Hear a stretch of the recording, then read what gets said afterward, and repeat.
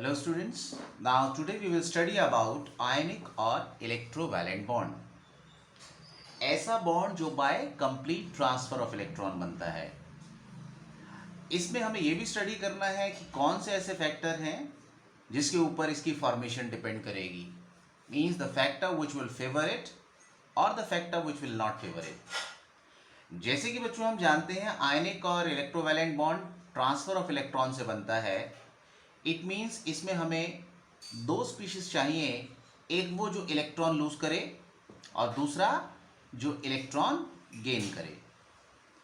तो generally periodic table के अंदर अगर हम देखें तो इलेक्ट्रॉन लूज करने वाले on the extreme left side पर हैं, यानी दे आर जनरली मेटल्स. हाँ, नाइट्रोजन और हाइड्रोजन से मिलकर बना हुआ एक पॉजिटिव आयन NH4+ एक एक्सेप्शन है. और जो पीरियोडिक टेबल में राइट साइड पर नॉन मेटल्स हैं which are smaller in size, they accept electron. So if the process of transformation of electron is easy, this bond formation will occur. और बच्चों process of transformation that will depends on the total energy contents. कोई भी चीज कब feasible होगी? जब overall system के अंदर एनर्जी कम हो रही होगी. If the energy is decreasing it means that is acquiring stability. If the energy is increasing it will become unstable. If energy is increasing that will become unstable. जैसे बच्चों एक simple सा example business का लो. अगर हम ये चाहते हैं कि किसी बिजनेस को करें तो एक होती है इनपुट, एक होती है output. For the successful business your output should be greater than input. 10 lakh रुपए अगर मैंने उसमें इनपुट लगाया है तो output should be more than 10 lakh. Otherwise we can not survive, business नहीं चल पाएगा. In the same way, if the process are going on, the transfer of electron is going on, the energy consideration ऐसा होना चाहिए कि in overall, if the system is acquiring lower energy state, energy निकल रही है, then it will be on the lower energy form and thus it becomes stable. तो बच्चों जैसे हमने पढ़ा आयनिक बॉन्ड में हमें 3 तरह की यहाँ पर फिलहाल एनर्जी को स्टडी करना पड़ेगा. सबसे पहले मेटल एटम जो गैसियस फॉर्म में है that will lose electron and becomes M+ gas. तो यहां पर बच्चों जो एनर्जी सप्लाई करनी पड़ती है that is called as ionization energy. और आयोनाइजेशन एनर्जी में हम क्या कर रहे हैं? We are just knocking out the electron from the valence shell. We are breaking the attraction and for this we need to supply energy. तो कैसी होनी चाहिए बच्चों energy? If the process of formation has to be feasible, ये supply है तो it should be minimum, ये कम से कम होनी चाहिए. Now let this is the non metal halogen. The electron given by this is picked up by this halogen and it becomes X-. Do you know हम क्या कहेंगे बच्चों इस एनर्जी को? कि एक न्यूट्रल एटम अपने वैलेंस शेल में जब इलेक्ट्रॉन पिक करता है then it releases energy. What the energy is called as? Yes बच्चों, that is electron gain enthalpy या सिंपल इलेक्ट्रॉन एफिनिटी. और इलेक्ट्रॉन गेन एंथैल्पी और इलेक्ट्रॉन एफिनिटी क्या है? नेगेटिव. तो ये बच्चों जितनी ज्यादा से ज्यादा हो उतना प्रोसेस फिजिबल होगी. और बच्चों इस तरीके से एक बना कैटायन बाय लूजिंग इलेक्ट्रॉन, हमने इसमें एनर्जी सप्लाई की. एक बना negative ion which has picked up the electron and the electrostatic attraction between these opposite ion is called as ionic और इलेक्ट्रोवैलेंट बॉन्ड. जब ऐसे ऐसे एक मोल M+ और X- जुड़कर एक मोल Mx बना देंगे, यानी कि पूरा का पूरा एक लैटिस तैयार हो जाएगा. तो in this attraction some energy will release. बच्चों जब ये आयंस क्लोज आएंगे तो ज़रूरी नहीं है कि at every time the attraction is taking place. There are so many charges. Minus repel कर रहे होंगे, प्लस प्लस रिपेल कर रहे होंगे, प्लस माइनस अट्रैक्ट करेंगे. And they will also be the attraction due to their packing, कि how close these ion gets packed. So in overall अगर हम देखें कि जब एक मोल mx बना तो कितनी एनर्जी निकली, that energy is called as lattice energy. और बच्चों एनर्जी निकल रही है तो quite obvious the net shell में अट्रैक्शन क्रिएट हो रहा है.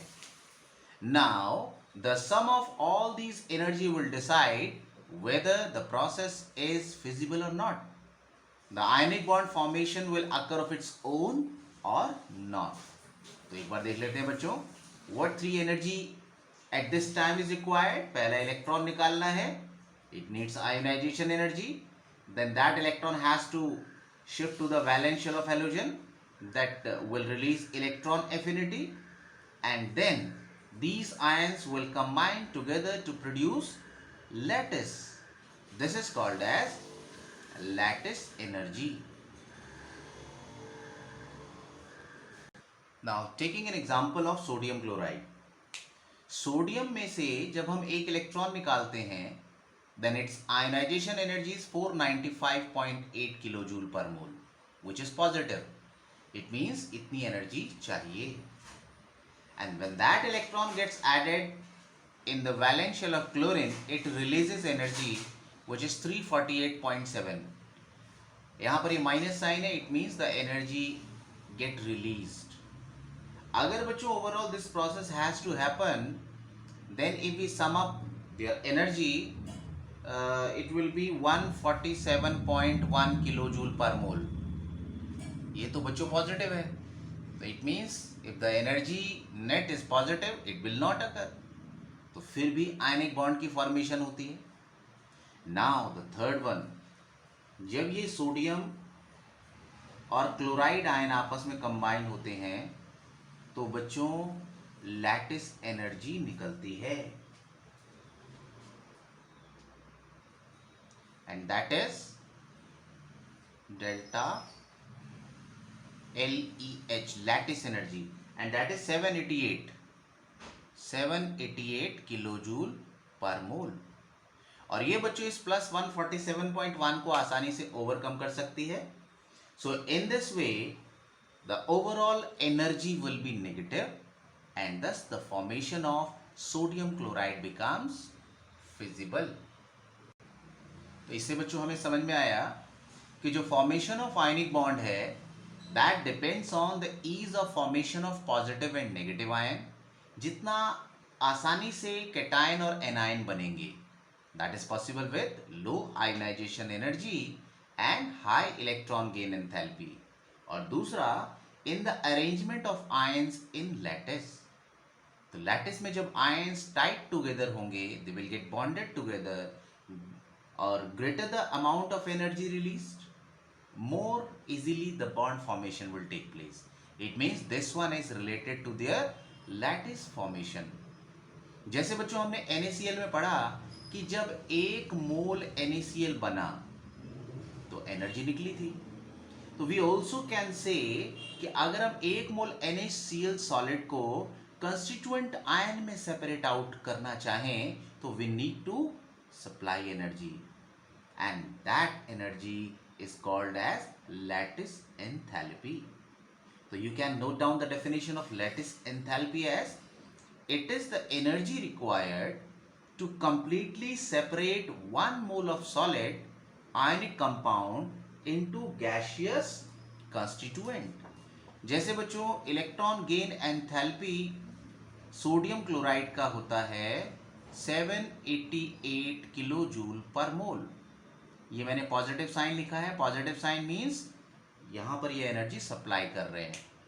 But in the ionic bond formation when the reverse process will be taking place, the ions are combining to produce the lattice, then the reverse of energy will also be true. In that case energy equal to lattice energy get released. Now will start with bond parameters. दो atoms के बीच में जो attraction है that is called as bond, sigma bond, pi bond. Now we will study some facts about bond parameter.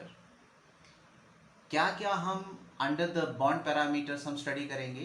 That is bond length, bond enthalpy, bond angle, bond order, polarity of bond and resonance structures. तो बच्चों आज हम bond length, bond enthalpy और bond angle discuss करेंगे. In the next video we will study the remaining bond order, polarity of bond and resonance structure.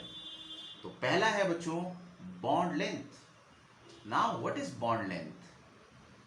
जब दो atom आपस में किसी भी बॉन्ड से जुड़े हुए हों, and if we simply measure the distance between their nuclei, एक न्यूक्लियस से दूसरे न्यूक्लियस के डिस्टेंस को अगर हम मेजर कर लें तो this length is called as bond length. If the bond is covalent then the length will be covalent bond length. और अगर बच्चों फोर्स वेंडरवाल है तो it will be called as van der Waals distance. और अगर रेडियस निकालना है तो that will be van der Waals radii. तो बच्चों हम लिख सकते हैं what is bond length? It is the equilibrium distance between the two nuclei of two bonded atoms. Equilibrium distance का मतलब है because at a given temperature the two nuclei may change their place. इनके बीच में बच्चों vibrations होती है. So we will take the equilibrium position. Covalent radius होता है it is the half of the distance between the nuclei of two atoms connected by covalent bond. दो atom जो covalent bond से जुड़े हैं, अगर वो एक जैसे हैं like atoms, then the half of the distance will be their covalent radius. And if the atoms are of the different molecules which are connected by van der Waals force, then we will study van der Waals radius. It is the half of the distance between the two similar atoms in separate molecules connected by van der Waals force. इसको बच्चों note कर लो. Now I am taking an example. For example, this is chlorine molecule and the covalent bond is found between them. The internuclear distance is 198 picometer. तो इसका आधा हुआ 99 picometer. So its covalent radius is 99 picometer. जबकि एक chlorine molecule दूसरे chlorine molecule से van der वाल force से अट्रैक्टेड है. The distance is quite far. Now these two atoms of the different molecules are at 360 picometer distance. So the half of it will be 180 picometer. तो chlorine का बच्चों van der वाल radius क्या हुआ? 180 picometre. बच्चों in gaseous form the molecules can have any distance. So when these get solidified we measure the covalent radius or the van der Waals radius by just having their particular state. जैसे जब ये van der Waals radius निकाला था तो these molecules were closest. Now bond enthalpy. बच्चों जैसे ये मैंने एग्जांपल्स लिए HH बॉन्ड, OO बॉन्ड. अगर हम क्या करें, इन बॉन्ड को ब्रेक करें, है ना, एक मोल हमने क्या किया, ये बॉन्ड ब्रेक किए, H और H का बॉन्ड ब्रेक किया, तो जो एनर्जी सप्लाई करनी पड़ी that is called as bond enthalpy. यहां पर बच्चों डबल बॉन्ड है, बॉन्ड स्ट्रॉन्ग है, तो energy required is more, that is 498 kilojoule per mole. Now what is bond enthalpy? It is defined as the amount of energy required to break one mole of bonds of a particular type between two atoms in gaseous state. Unit is kilojoule per mole. देखो एक ही type के हैं ये atom. अगर हम H का निकाल रहे हैं तो यहाँ पर हम H को H से ही कनेक्ट कर रहे हैं और ये गैसियस फेज में है ताकि दूसरे मॉलिक्यूल्स इनकी एनर्जी को चेंज ना करें, डिस्टर्ब ना करें. तीसरा एग्जाम्पल था बच्चों N triple bond N which require 946 kilo joule of energy. Now just check some more example. HCl की बॉन्ड एनर्जी 431. अब हम कह रहे हैं बच्चों पर्टिकुलर टाइप ऑफ बॉन्ड्स. जैसे अगर एक HCl का एग्जांपल लिया तो ऐसा नहीं है कि एक मोल में कुछ 0.25 मोल HCl के हैं और बाकी कोई दूसरे टाइप के Cl के या HH के बॉन्ड मिला दिए. We have to break only the HCl. 1 mole of HCl bond ही ब्रेक करने हैं. HOH में भी बच्चों यहाँ पर OH बॉन्ड है but their bond strength is different. So we take the average bond enthalpy. तो ऐड कर दिया दोनों बॉन्ड एनर्जीज को 427 plus 502 divide by 2 and that comes out to be 464.5 kilojoule per mole. The next is bond angle. बच्चों ये oxygen है, इसके पास ये 2 इलेक्ट्रॉन पेयर हैं जो किसी और से शेयर्ड नहीं है. इसको हम कहते हैं बच्चों lone pair. And these are the pairs which is shared between oxygen and hydrogen. ये वाला पेयर इस ऑक्सीजन और हाइड्रोजन के बीच में शेयर्ड है. This is called as bond pair. ये इलेक्ट्रॉन पेयर बॉन्डेड ऑर्बिटल के अंदर है और ये बॉन्डेड ऑर्बिटल के अंदर आपस में across the central atom oxygen जो भी एंगल होगा that is called as bond angle. तो ये मैंने क्या किया, ये लाइन ड्रॉ कर दी from the centre of oxygen. Oxygen का सेंटर लिया एंड हाइड्रोजन का सेंटर लिया, लाइन ड्रॉ कर दी and this this will be the bond angle. So we can define it. It is the angle between two bonded orbitals in a molecule. ये बच्चों करीब 104.5 degree होता है. NH3 में एक लोन पेयर है, 3 बॉन्ड पेयर हैं. तो ये बच्चों बॉन्ड पेयर हैं, बॉन्डेड ऑर्बिटल हैं. तो ये बच्चों नीचे एक ट्राइंगुलर पिरामिड शेप बनी. तो this angle will be the bond angle of NH3 which will be slightly less than 109 degree.